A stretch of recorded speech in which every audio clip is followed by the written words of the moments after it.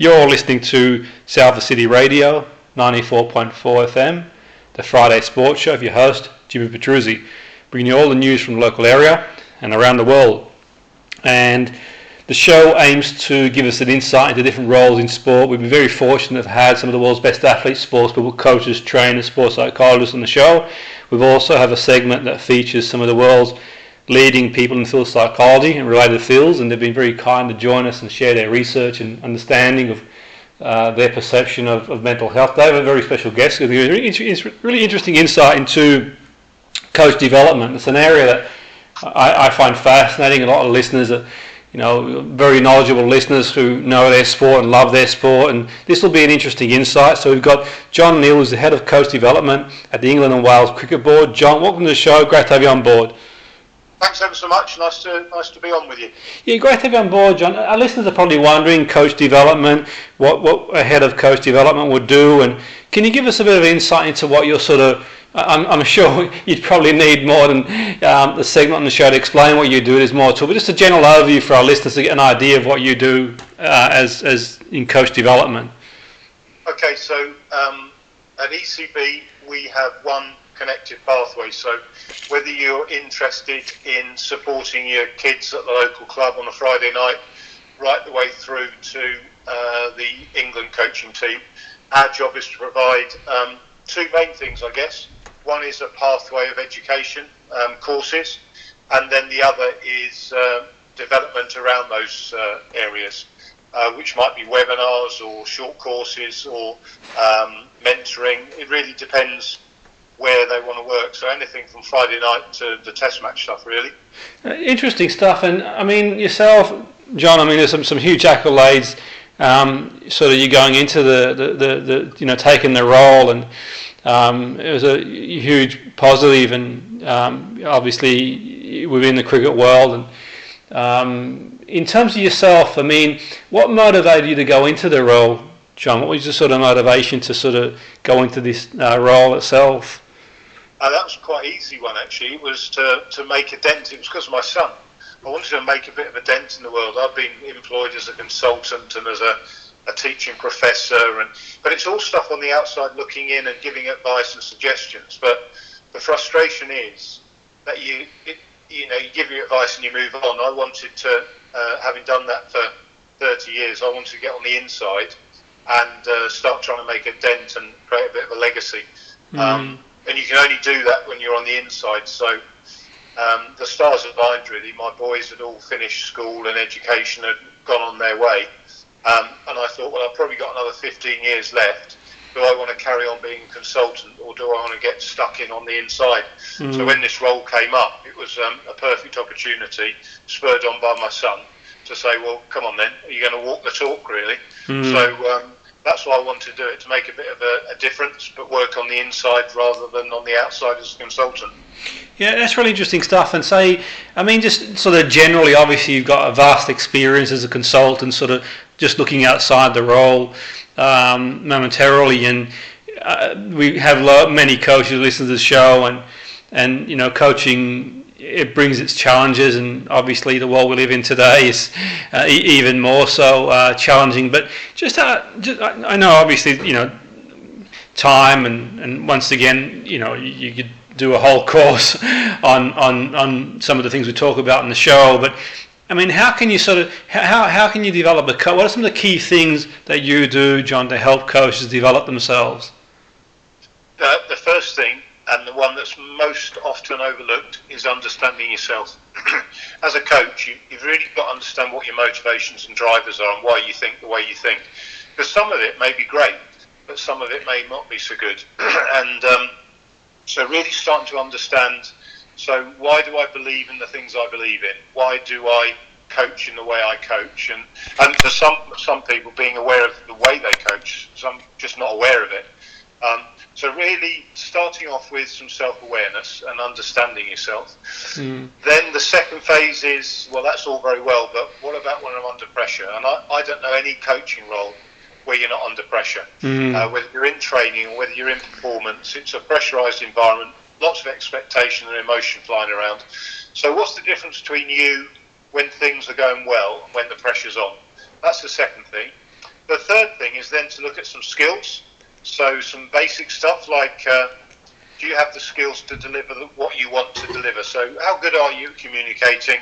How good are you at asking questions, listening, developing rapport, building trust? So those sort of areas. And then the other one, and the one most people start with, and I'd recommend they never do, is technical knowledge. That it's almost an easy default to talk about. I mean, whether you're in cricket or rugby or lacrosse or any, football, they all start with technical. But if you look at the best players in the world, they all have their own technique, but there's no one right technique.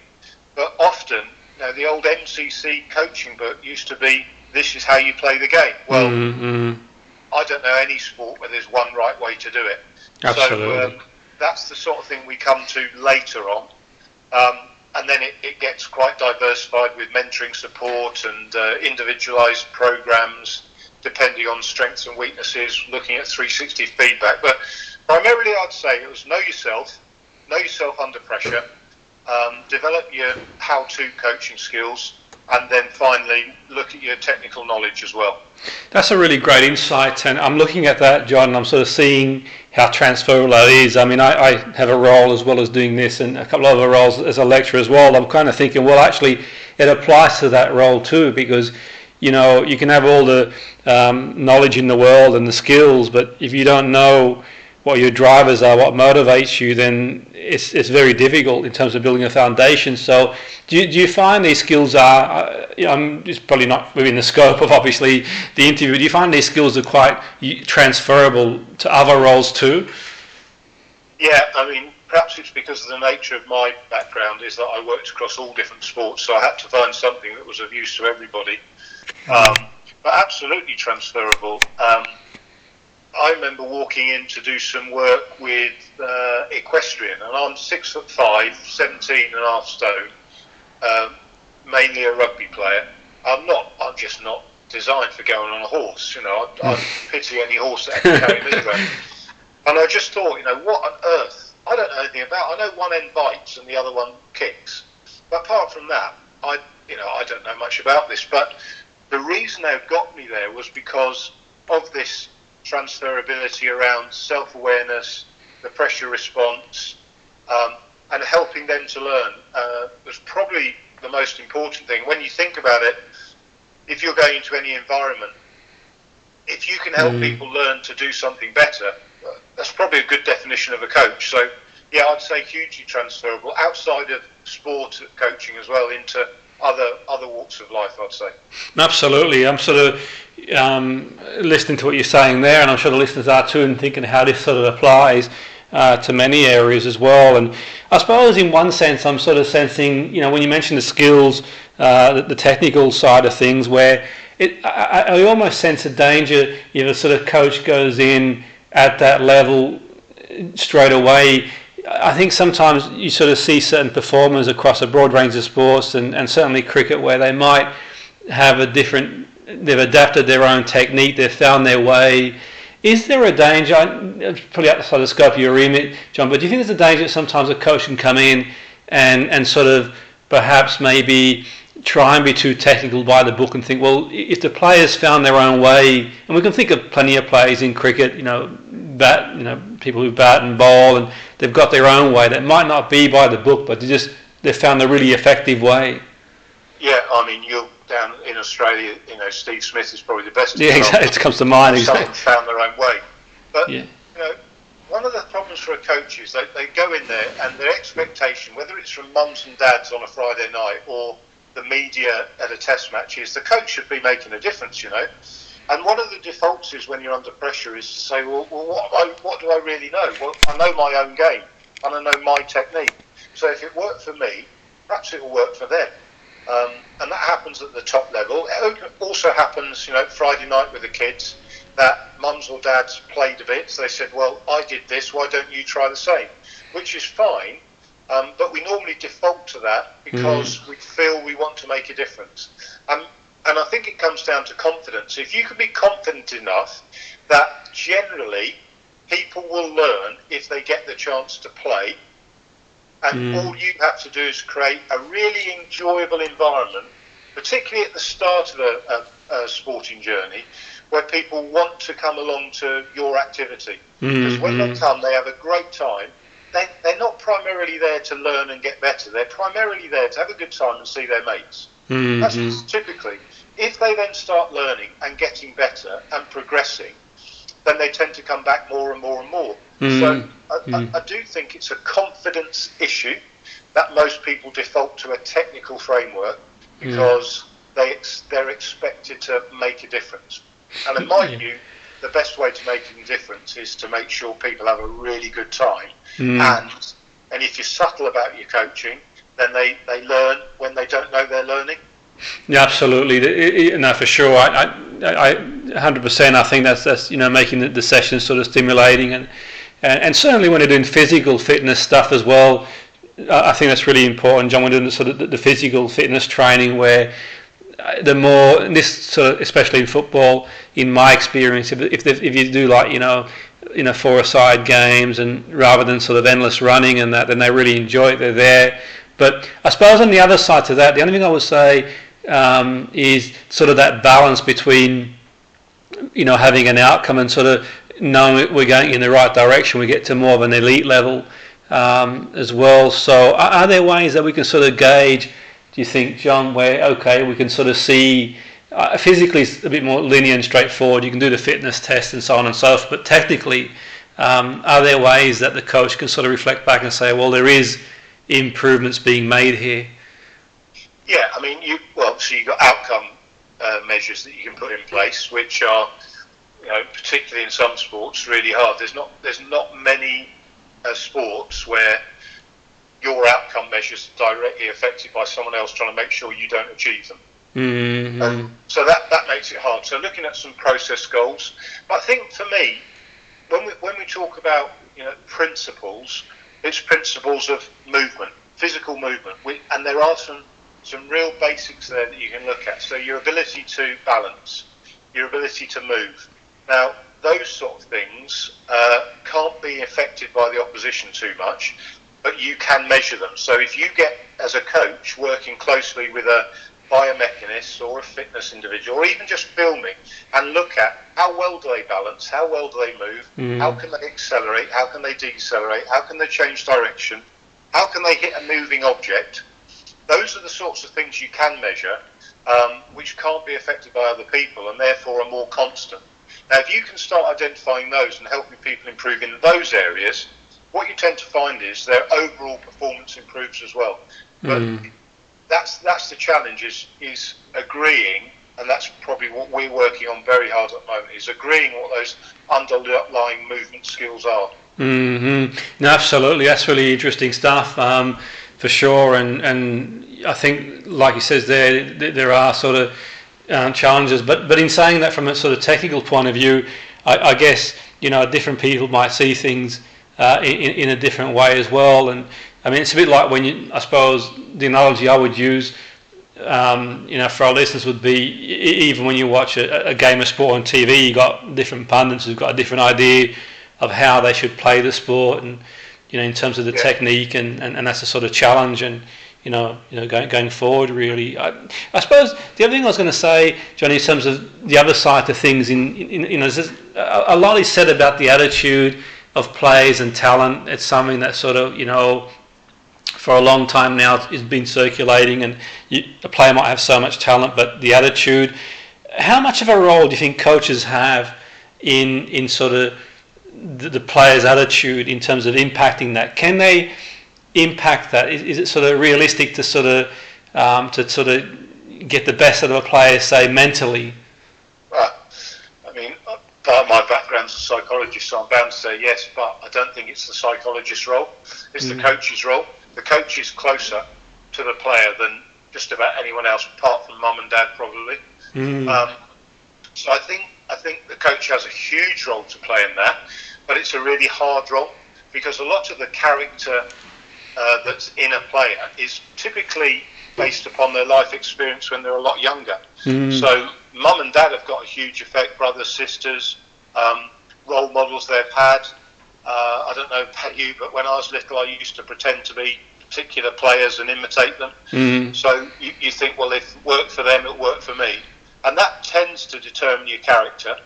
So some of the role of a coach is to try and understand that player's character, try and work out which characteristics are going to help them and which might get in the way, and then perhaps set them some challenges to come to terms with those and perhaps adapt them. I don't think there is a blueprint for mental or character success, because there's so many different characteristics. There's definitely some characteristics that get in the way, and coaches have got to deal with those, because if you play a team sport and you're hugely selfish, that will get you so far, but it won't get you all the way. So you have to address those. And do you know what? I just don't think long conversations work. You have to let people have experiences. Then the coach's role is to say, "Oh, that didn't go so well. What do you think happened there? What do you think took place that stopped you achieving that?"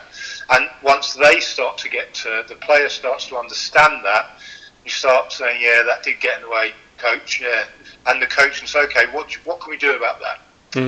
What new experiences can we give you to start seeing things differently?" And ultimately, and this is the big one for coaches, isn't it? Changing your behaviour. And that's probably the biggest challenge of a coach, is the ability to get someone to change their behaviour because their current behaviours are getting in their way of their success.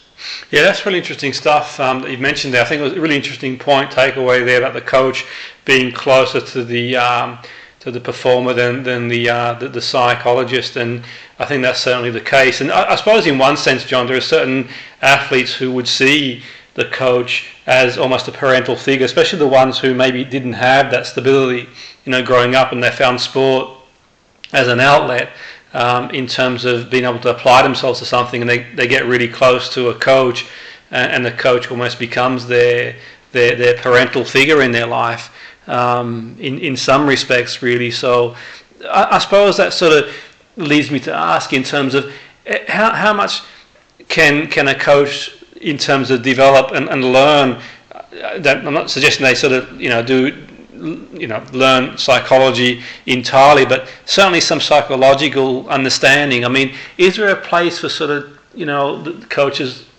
learning some of the principles of psychology and development? Yeah, absolutely. I mean, we integrate it into all our taught programs, but it's also in a lot of our CPD. And I always say to the coaches, look, you don't have to be a psychologist to try and somebody sees the world. And that's the biggest challenge. Of course, you need to understand your barriers as a coach. You don't want to start to work in areas that are way beyond your understanding and competence, particularly around mental health. But there again, coaches shouldn't be scared of trying to identify the signs of when someone's struggling, and if necessary, signpost them to somebody more qualified. But more often, or not more often, but often, coaches will say, "Oh, that's not my area, I'm a psychologist." And the psychologists don't help themselves, because they create, if you like, a special language that makes them appear to be very special. And only a psychologist can work in this area. But I tend to say to coaches, well, imagine you are like mum and dad. You're not qualified to be a mum and dad, but you jolly well went and did it. So approach it in the same way. Recognise when you think, crikey, that's not my area, I need to get some extra help here. As long as you recognise your barriers, there's absolutely no reason why you shouldn't be really trying to help them in that area of psychology, character, behavioural change. Yeah, and that's an interesting point you've made there. And certainly, in my experience, I think there is that sort of fine line between, say, it being a mental health issue and a performance. So, for sure, I think that there are certain psychologists, I think it's improved a lot from what it used to be. That's just my own anecdotal experience. But now people are beginning to realise that, okay, this might not be a performance issue. The person needs maybe to be referred to obviously someone who can help them, mental health professional who can help them. So I think these are sort of sometimes can be grey areas and seen as maybe someone losing confidence or motivation. But obviously there are I think there's a case for sort of staying within the remit for sure, in terms of being comfortable referring. And do you think it's come a long way, sport, John, in your experience, where people sort of can signpost people a bit more. Maybe years gone by, it might have taken a bit longer, or people didn't really understand mental health as much. It might be a stigma really of opening up about how one felt.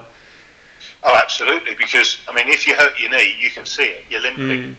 But if your head's hurt, you can't see it. And there was, without doubt, a stigma for particularly men to talk about, I'm struggling a bit here, or even to cry, to show your emotions. It was suggested that, no, you don't do that, you just get on with it, which might be a coping strategy for some, but lots and lots of people, because they didn't have an outlet, didn't deal with a problem. And you wouldn't, if you got a twisted knee, you get it dealt with, and the quicker you got it dealt with, the quicker you got back playing. If your mind's not quite as you'd like it to be, then I think people are much more open to say, well, it's just like a bad knee, let's get it fixed, let's work on it. Of course, if you've got a clinical issue, that's a whole different ballgame. But if someone's sad or down, or their self-esteem has taken a knock because they lost a game, or perhaps the crowd's got into them, well, those are all things that if you work on and improve, they're going to be a better player. Absolutely. And they're going to enjoy it a lot more. But you have to, as a coach, be open to that approach. And I think that's perhaps where a lot of coaches weren't. So a player would feel uncomfortable going to a coach because the coach might see it as a weakness. I think it is changing. It's much more acceptable now. I still don't think it's where it needs to be. We've got a lot of work to do on it. But I'd say it's moved on in particularly the last five years, has got a lot better. Absolutely. I think it's just creating that awareness, and there's, what comes to mind now is the young lad, the opening batsman he opened bat for Australia recently, and he talked about his mental health issues, and I don't know him personally, anything like that, but I've sort of read an article, a piece on him, and a 22-year-old lad who's sort of, got a great first-class average in cricket, made his debut against India, and did well. But I think it's really important that that sort of talent is sort of nurtured and as well. It's been obviously brave of him to come out honest and openly to talk about how he felt, and I think that sort of encourages other people to say, okay, it's okay not to be okay. But now going forward, I know it's impossible to say how each player is managed individually, but do you think it's key, John, that sort of coaches sort of recognise, okay, let's take the pressure off this player and just let him play the game and enjoy the game and see where things take him? Because sometimes the media can get a bit excited about a player and the fans, and that puts extra pressure on the player. Yeah, every person will be pressurised by different things. So what one person sees as a pressure, another one sees as a challenge. So you've got to individualise it. But one of the things that we spend a lot of the time, and this will sound really odd from a person in my position, is to say, look, let winning go. Let winning go. Actually, what we really need to do is just be our best on the day, because we can't really affect the outcome that much apart from what we do today. So if all your focus is on win, win, win, win, win, win, it's actually something that's a long way out of your control. But if you can focus on the things you can control, like how you're going to prepare for a game, how much practice you're going to put, what mental drills you might carry out, how you're going to look after your diet and your sleep, these are all things you can control. That's going to have a much better influence on the ultimate outcome. And what we've been finding is, the more that we stick to our process, the more that we work on what we can control, funnily enough, you get more wins because there's less pressure to win. There's a fantastic book out there at the moment called The Long Win by a lady called Dr. Kath Bishop, who's an Olympic athlete as well. Fantastic piece of work on saying, look, it's the long-term development of the individual which actually gets you more short-term wins. But you know what it's like with the media, with parents, we've got to win. Well, yeah, sort of. A coach has got to be able to let go of that a little bit to allow the player to flourish and feel less pressurised. Absolutely, that sort of freedom to go out there and just play. And Absolutely, Yeah. and that's a great point. I'll certainly check out that book, John. I'm not sort of seen it myself, but that sounds really interesting stuff, and for sure. And you mentioned there, great point. Obviously, parents, and I'm a parent myself, and you want the best for your children, and sometimes it's easy to get involved, but I've sort of made a point myself when I take my kids to play sport is I take a step back and just say, what, let the coach get on with it, and that's the end of that, really. And I suppose it requires discipline for a parent to do that, I think, because obviously parents, you care for your children, the best for them, and sometimes the thing is, we as parents, you don't see the training session, and perhaps that's not being detrimental to parents that should love the game. Some of them, they know the game, they may be coached themselves, but the thing is that it may not be their area of expertise, and it can make it more complicated and even stifle a play if they're going back home and the parents are telling them to do things one way and the coach another way. Yeah. Well, I'm always amazed by parents, and I'm one myself, and I'm not saying I didn't do this, I probably did, but I'm always amazed by parents who will describe themselves as calm, loving, balanced individuals, and then Saturday comes and their child gets kicked or whacked or a decision goes against them, and suddenly they change into very different people. And I mean, personally, I used to struggle. My kids played sport, and I just had to stand at one end away from everyone and just put the best smile I could on my face and try not to say a word. And I found that the best way to deal with it. But it is hard if you're a parent because you care so much.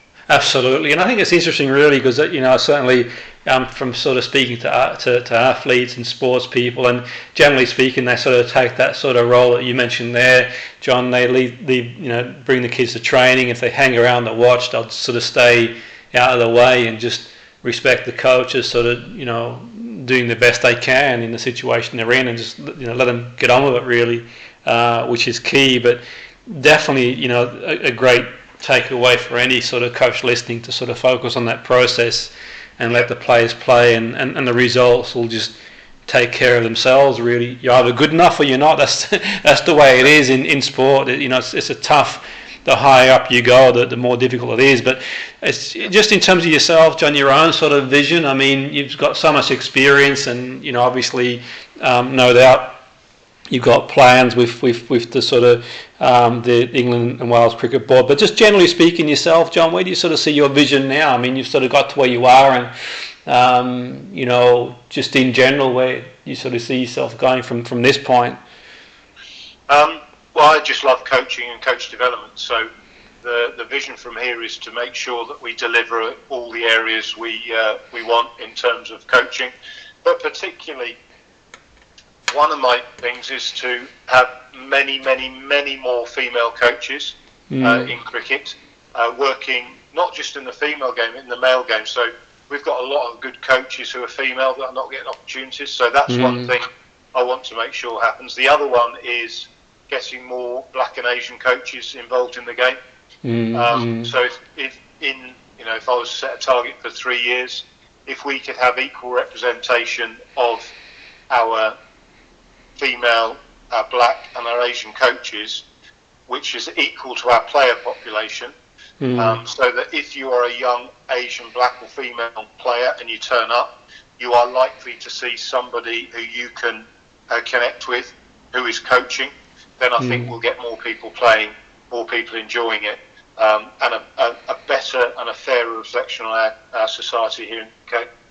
Yeah, absolutely, John. That would be good. That's a great point, absolutely, and I think that would be, definitely have a massive impact in sport, and more importantly, in society in general, getting people involved in the game, and it certainly increases the talent pool, but also on a social level, it sort of gets people out there playing, and that would be definitely a great target to achieve. We'll certainly be watching that space, and have every faith in your ability, John, to sort of carry on doing the great work that you do. It's been very kind of you to join us in the show. I've certainly got a lot out of it. I've been taking a few notes so I can improve myself, and I'm sure the listeners have got a lot out of it too, and really enjoyed the show. So I want to thank you again, John, for coming aboard the show. It's been a pleasure, and we wish you all the best. Thanks ever so much, and let's hope we get to some live cricket and getting out there coaching as soon as we can. Lovely speaking to you. Absolutely, thanks John. That was John Neal, who's given us a really fascinating insight into the world of coach development on Salford City Radio 94.4 FM with your host, Jimmy Petruzzi.